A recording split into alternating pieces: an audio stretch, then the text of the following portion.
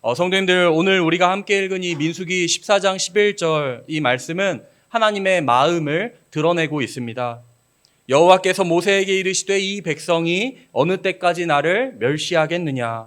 내가 그들 중에 많은 이적을 행하였으나 어느 때까지 나를 믿지 않겠느냐.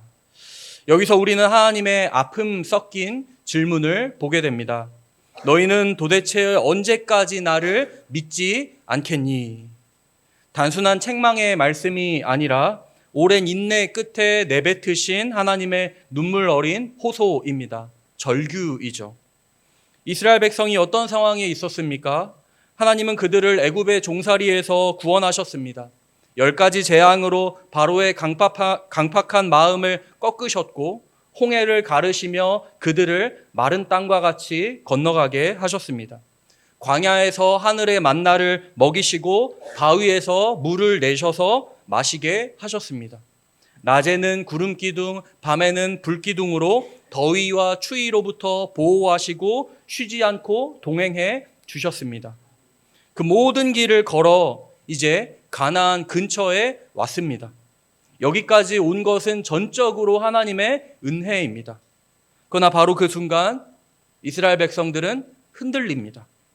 하나님이 주시기로 한 약속의 땅인 가나안 땅을 정탐하고 돌아온 사람들이 돌아와 보고하기를 그 땅은 과연 하나님이 말씀하신 것과 같이 젖과 꿀이 흐르는 땅인데 그곳에는 거인들이 살고 있고 그곳 성읍은 너무나 견고하다라고 보고를 합니다. 그 말을 들은 백성들은 믿음 대신 불신을 택합니다. 밤새 통곡하며 이렇게 외칩니다. 차라리 애굽으로 우리가 돌아가자. 우리가 어찌 그 약속의 땅인 가나안 땅에 들어갈 수 있겠냐. 애굽으로 차라리 돌아가자. 울부짖습니다. 안타까운 이야기이죠.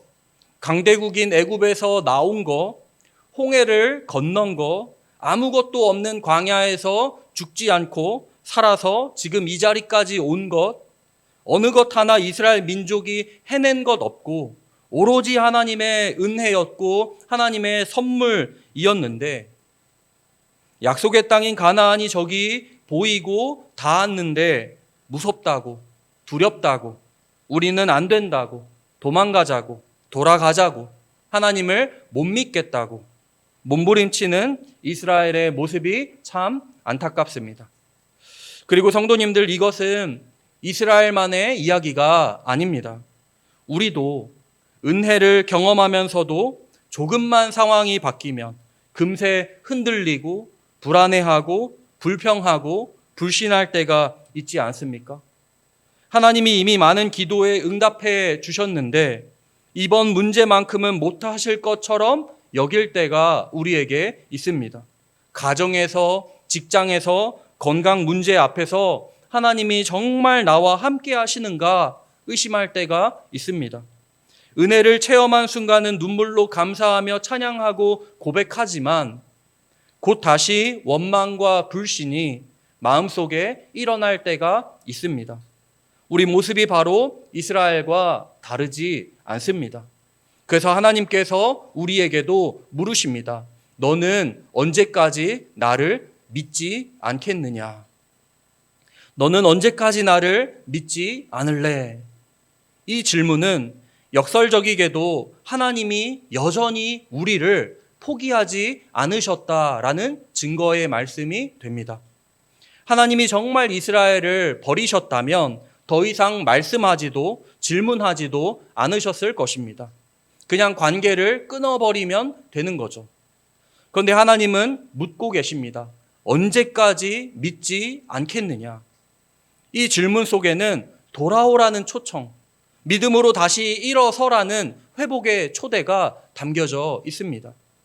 성도님들, 혹시 요즘 하나님과의 관계가 시들해지고 하나님께서 나의 기도에 응답하시지 않는 것 같고 하나님이 느껴지지 않아서 멀어진 것 같다는 생각이 혹시 드십니까? 혹시 어떤 문제와 어려움 속에 낙심하며 이제는 안 돼, 시간만이 약이야, 시간만이 해결해 줄 거야 하면서 하나님께 열심히 기도할 열정조차 식어 계십니까? 오늘 이 하나님의 질문은 하나님의 은혜를 경험했음에도 다시 하나님 없던 때로 하나님을 잊고 멀어지려고 하는 모든 이에게 주시는 하나님의 말씀입니다. 돌아오라고, 회복하라고, 나는 너를 기다린다고.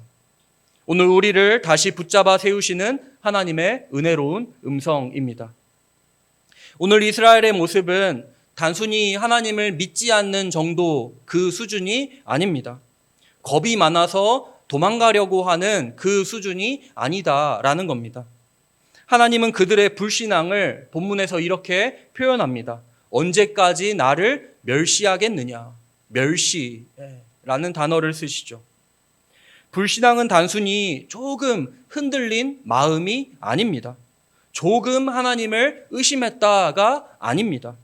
불신앙은 하나님을 무시하고 하나님보다 다른 것을 더 크게 보는 태도가 바로 불신입니다.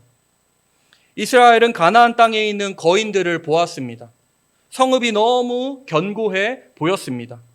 그 순간 하나님은 그들의 시야에서 사라졌습니다. 그들의 눈에는 하나님이 작아 보이고 문제와 상황만 커졌습니다. 이것이 불신앙의 본질입니다. 불신앙이란 문제는 크게 보고 하나님은 작게 보는 것입니다. 문제는 크게 보고 하나님은 작게 보는 거죠. 성도님들, 우리가 이와 같을 때가 있습니다. 책 제목 중에 당신의 하나님은 너무 작다라는 제목의 책이 있습니다. 우리도 때때로 경제적인 어려움이 닥쳐오면 돈이 없으니 끝이다 라고 하고 건강에 문제가 생기면 이제는 소망이 없다고 낙심을 합니다.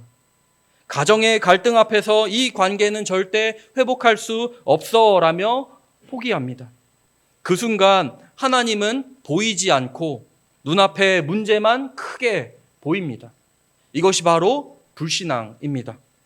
불신앙은 하나님을 신뢰하지 못하는 죄입니다. 하나님이 문제보다 못한 거죠. 문제보다 작은 하나님이 되시는 겁니다. 여기서 끝나면 우리 모두 절망할 수밖에 없습니다. 왜냐하면 우리 안에 문제는 항상 발생하고 그러면 늘 불신앙이 반복될 것이기 때문에 그렇습니다. 이스라엘이 광야에서 반복했듯 우리도 인생의 광야길에서 반복합니다. 한번 나의 하나님이 문제보다 작아지면 그 다음부터 하나님은 항상 문제보다 작은 하나님이 되십니다. 그렇게 작은 하나님이시라면 도대체 하나님을 왜 믿고 섬기고 우리가 사랑을 하는 걸까요?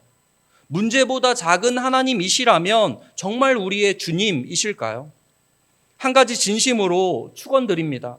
나의 하나님은 어떠한 문제보다 크신 하나님이시라는 그 사실을 꼭 기억하고 믿음으로 날마다 승리하시길 축원합니다.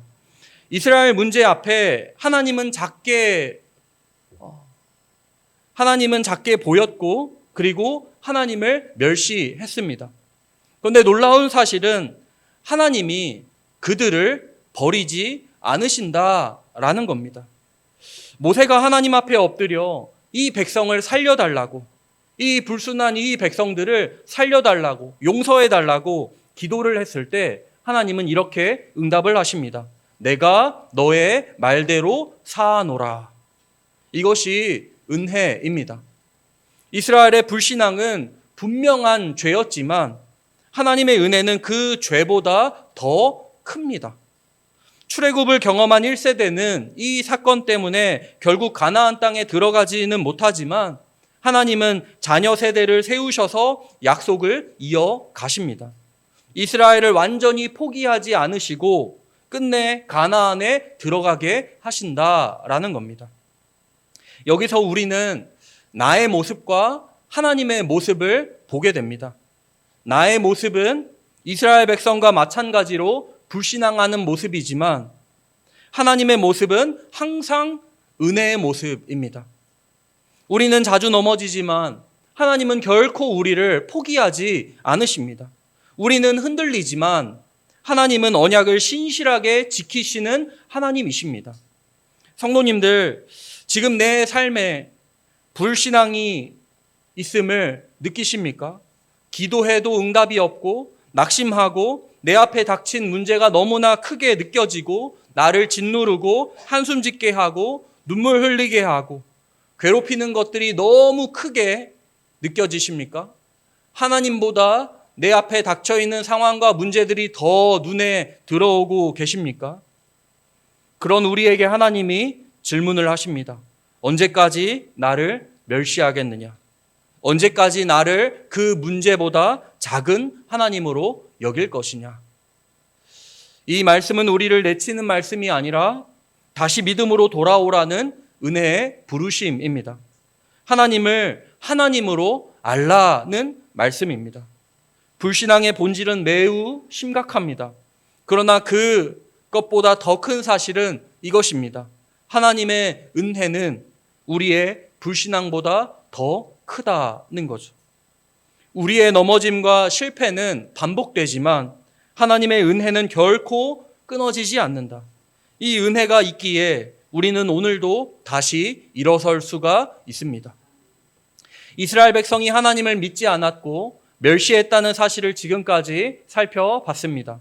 그러나 하나님의 회복의 초대, 크신 은혜를 같이 생각해 봤습니다.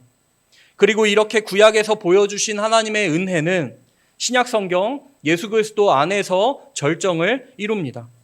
하나님의 하나뿐인 아들 예수께서 이 땅에 오신 것은 바로 우리의 불신앙과 연약함 속에서도 하나님이 우리를 포기하지 않고 끝까지 우리를 책임지신다는 사실을 우리에게 똑똑히 보여주시기 위해서입니다. 우리가 믿음 없이 방황할 때 예수님은 우리를 붙잡아 주십니다. 우리가 죄와 실패로 쓰러질 때 예수님은 십자가의 은혜로 우리를 일으켜 세워 주십니다. 예수님의 12제자 중 베드로가 예수님을 따라 물 위를 걷다가 바람이 일자 무서워 그 물속에 빠지지 않습니까? 그때 예수님은 손을 내미시고 그를 붙잡아 주시면서 믿음이 작은 자여 왜 의심하느냐 물으셨습니다. 이 질문은 책망이 아니라 은혜로 붙드시는 사랑의 손길이었습니다. 우리의 삶도 마찬가지입니다.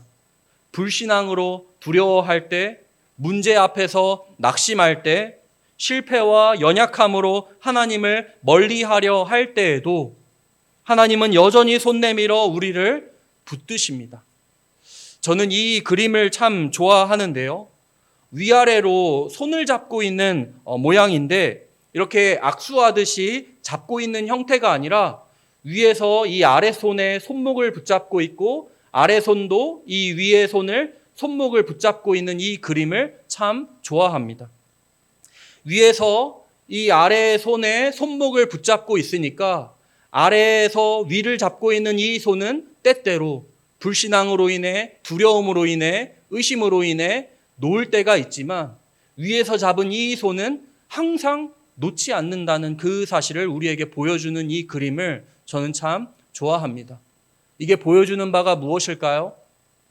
우리는 세상의 문제 앞에 절망하면서 하나님보다 문제가 더 크게 느껴진다고 낙심하며 하나님을 잡은 그 손을 놓을 때가 있지만 하나님은 우리를 붙잡은 그 손을 절대로 놓지 않으신다. 하나님은 이 잡은 손을 놓는 법을 모르신다. 하나님은 하나님 당신의 백성의 손을 놓으시는 법을 모르시는 하나님이십니다. 그 은혜는 변함이 없고 조건 없이 주어집니다.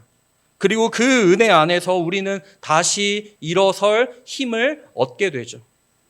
로마서 8장 32절도 이렇게 말씀합니다. 자기 아들을 아끼지 아니하시고 우리 모든 사람을 위하여 내어주신 이가 어찌 그 아들과 함께 모든 것을 은혜로 주지 아니하시겠느냐. 우리의 불신앙, 우리의 실패, 우리의 연약함보다 하나님의 은혜는 훨씬 크고 강합니다. 그 은혜가 있기에 우리는 오늘도 믿음으로 살아갈 수가 있는 겁니다. 이 반전의 말씀을 기억합시다. 불신앙은 현실입니다. 우리의 실존이죠. 두려움과 실패는 우리 삶에 있습니다. 하지만 하나님의 은혜는 그보다 더 크고 그 안에서 우리는 다시 일어설 수 있습니다. 오늘 이 말씀을 마음에 새기십시오. 주님, 저는 자주 흔들리지만 주님의 은혜가 저를 붙드심을 믿습니다. 그러므로 저는 다시 주님을 의지하겠습니다.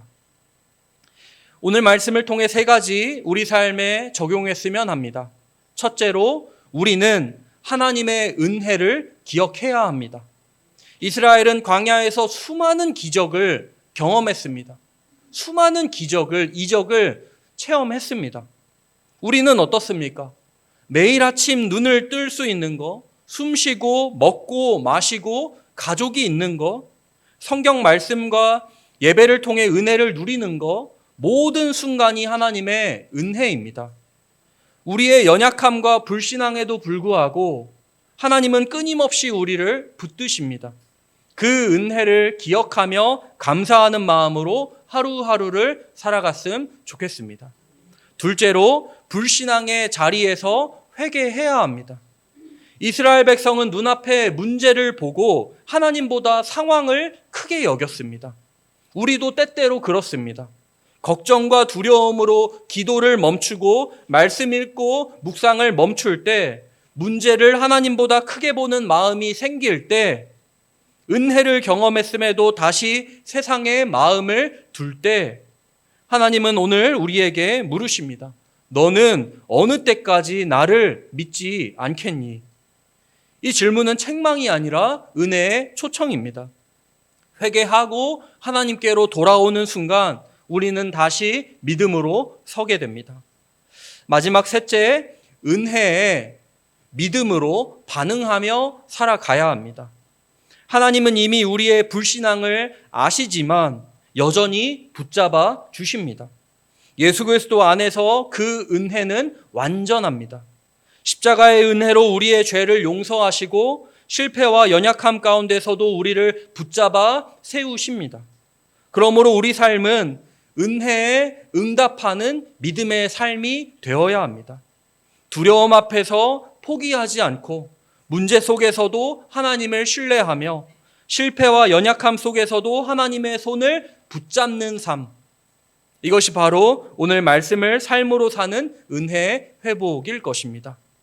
그러므로 하루를 시작할 때 감사 기도로 하루를 시작했으면 좋겠습니다.